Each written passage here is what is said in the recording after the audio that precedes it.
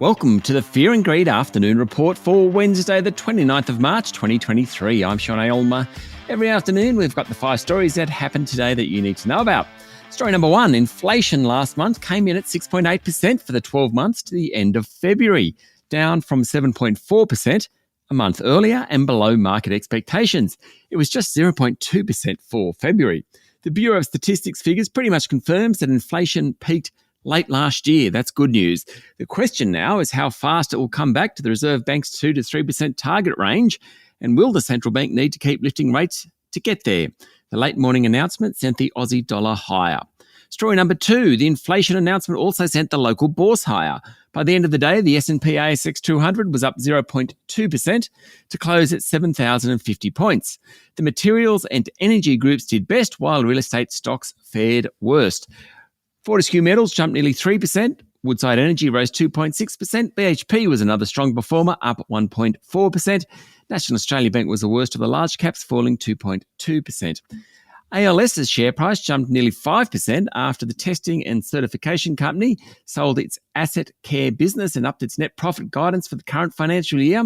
Other companies to do well today include Deterra Royalties, which is basically a collection of mining royalties, and manufacturing group Reliance Worldwide. The coal companies Whitehaven and New Hope, as well as lithium group Core Lithium, were among the worst performers of the top 200. Story number 3, in Canberra, the Senate has passed the $15 billion National Reconstruction Fund, which the government says will ensure the future of technology and manufacturing in Australia.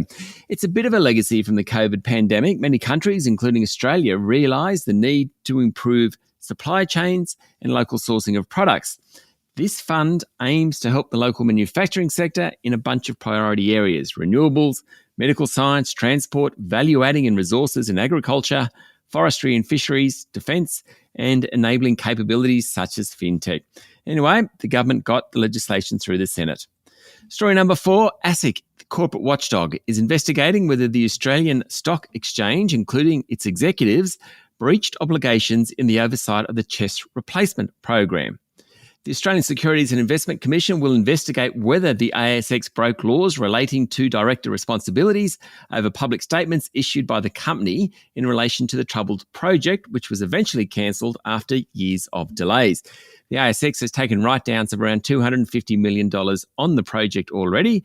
Now it's got some more legal costs. In the months before the project was abandoned, ASX told shareholders that the new system was on the way, but it had been delayed.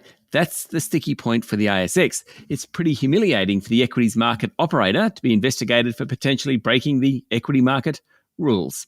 And story number 5, one of China's most successful companies, online commerce group Alibaba, plans to split into 6 units, raise capital individually and potentially IPO individually. It's the biggest overhaul of the $220 billion company since its inception 24 years ago. And the shift to a holding company structure is rare for a major Chinese tech firm. The announcement sent Alibaba's share price up 14% today. Decentralising the company's business lines and decision-making power addresses one of Beijing's primary concerns during its sweeping crackdown on the technology sector in recent years: too much concentration of power. The announcement yesterday coincided with the return of billionaire co-founder Jack Ma to China after he spent more than a year out of the country, including some time in Melbourne, in fact. That's it for the afternoon report for Wednesday, the 29th of March, 2023. Michael Thompson and I will be back tomorrow morning with the Thursday edition of Fear and Greed. I'm Sean Aylmer. Enjoy your evening.